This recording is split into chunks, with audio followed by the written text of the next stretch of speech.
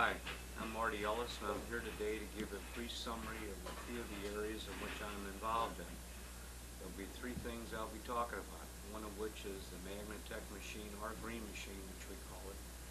The others will be SPC and our quality monthly report. And if you'll meet me at the green machine, we'll begin. Behind me here is the green machine. We've had this piece of test equipment for approximately 12 years. This machine was designed strictly for us to run pitman arms on. Since the pitman arm is the main sector of the steering of the automobile, we felt it necessary to 100% all pitman arms for the safety of our valued customers. We've had one major incident in all the years that we ran pitman arms through the green machine where we rejected a complete shipment. These parts were bought offshore and we no longer purchase from them. The machine consists of a solution that is water-based with a mixture of magnetic powder and a water suspension which helps keep fluid flowing. There's a pair of coils, one of which is piston-driven, the other is stationary. There is two black lights, and on the other end of the machine is a demagnetizer. A part is placed between the coils. The piston-driven coil closes, trapping the part between the two coils. There is a spray of the water or the magnetic powder. At this time, the coil sends a magnetic impulse through the part to the other coil. If there is a defect in the part, the magnetic particles are drawn into that area so that the magnetic impulse can continue from one coil to the other. After this operation is finished, coils open and the part moves down the belt. At this time, the operator takes and flips the part over, looking at both the top and the bottom to see if there are any defects. The defects show up as a iridescent green. If a part is questionable, it is held out and later checked by the metallurgy department, and they decide on whether it's good or it's bad. The part continues down the belt through the demagnetizer and drops into a gondola.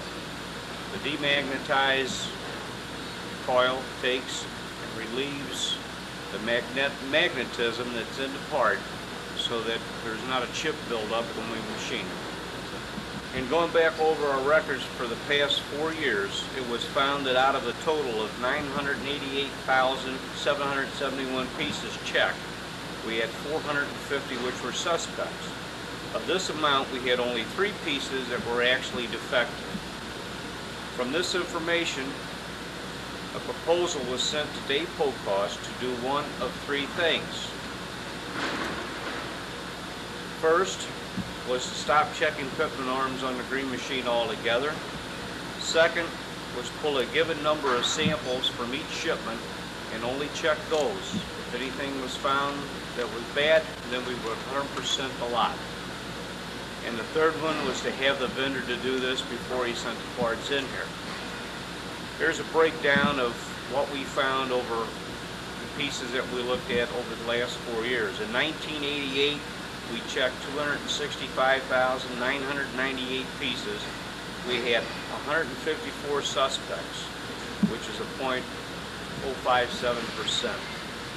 In 1989, we had 220,404 go through the green machine, which we had 146 suspects, which was a 0.066%. 1990, there was 264,736, which we held out 112 pieces, which is a 0.042%. In 1991 to 92 to date, we've looked at 237,633 pieces, and we've held out 38 suspects, which is a 0.015%. Total amount for the last 4 years is 988,771, which amounted to a total of 450 suspects, which was a 0.045%.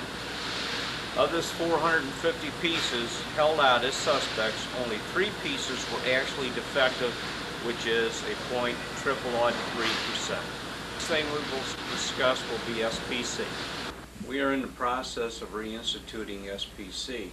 This will take place in the low volume area and start shortly.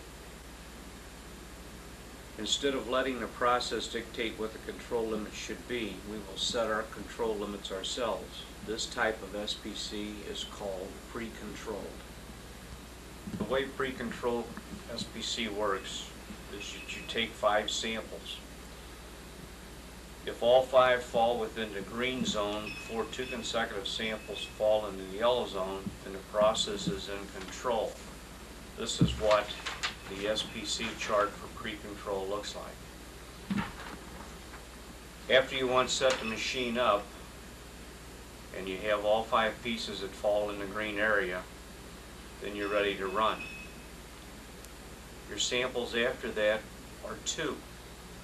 And as long as each one of those fall either within a green area and a yellow area, the process is still in control. If one falls in the yellow area up here and the yellow one falls in the yellow area down here, then the process is no longer in control and you have to stop the run and correct whatever the situation is that's causing it. The red areas are the areas where the parts are out of tolerance, and you cannot have any points in that area whatsoever.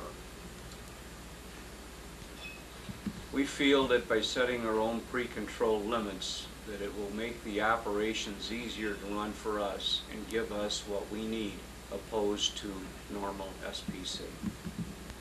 Last but not least, I'd like to talk to you about our monthly quality report. This is a report that I fill out by taking the rejections that have been found by the floor inspectors during the month and incorporate the ones that are most damaging to us as far as vendor, or not vendor, but customer relations, things that won't work on the vehicle, and things that are of a safety nature. This report is filled out and is given to each one of the manufacturing supervisors. They in turn discuss this at their monthly meetings with their people in trying to find ways to correct these defects. There is also a copy of this report that is put on the quality board so that all can see. Not only does this show the write-ups of the defects that we have found through the month, it also gives a breakdown of the time that it took to correct it, along with a dollar figure that it cost us. In closing, we would be more than happy for you to come and visit us and to see these things in action.